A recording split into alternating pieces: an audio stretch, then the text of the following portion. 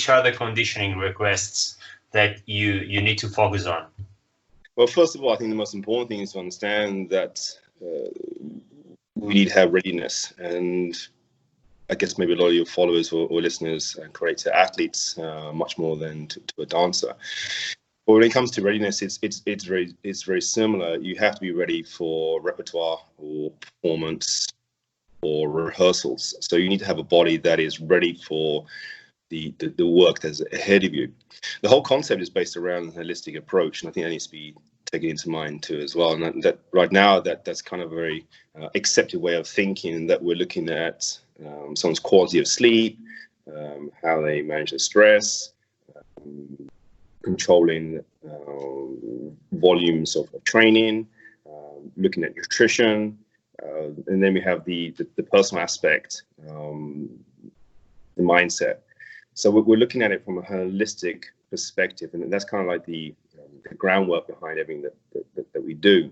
When it comes to actual preparation, it's very similar to any other type of athlete in many ways. Although these are not athletes, I'd say this is something beyond. They are something more than others. I think they are. Well, it's just because it's a moving target. The things that they are doing, or the repertoire, or the movements, because that's maybe an easy way to look at it, is consistently changing. For example, right now you have a group that's rehearsing on a disc that's basically spinning around at a very fast speed, and performing on that. While the other group is working on a very hard surface, so they're working on the stage. But some of them are doing some aerial stuff, hanging from the roof, flying around on the stage. Wow. So the types of movements and the types of readiness are very, very different. And that's what makes it somewhat more challenging than maybe working with football, because you kind of know what to expect. Even though there's a lot of variability on the field, you kind of know how it's going to pan out. Yeah.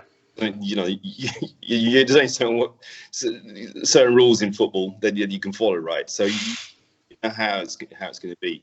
But in contemporary dance, which is where I'm working, it's moving all the time. I mean, there's so many different things. And to give you an idea of what's necessary to be a professional dancer, you need to be explosive, you need to be agile, you need to have great mobility. You need to have a skill set that is very ambidextrous in the sense that you can adapt to different types of movement, maybe different types of environments. For example, you might have to climb a wall, or maybe you might be on the floor, or maybe you need to be carried, or you need to jump. You need great balance, you need fantastic stability, and you need strength. So basically, you need everything that you train, and maybe for a lot of your listeners are training. You need that and something extra. And also, I think it's worth remembering that they have to learn so many new routines, and just that instead of the processing new information, it's a bit like, I don't know, if we go back to sports, so people can relate to that maybe a little easier. It's like being a professional footballer, and all of a sudden you have to then train to be a professional tennis player. You know, it's a different skill set.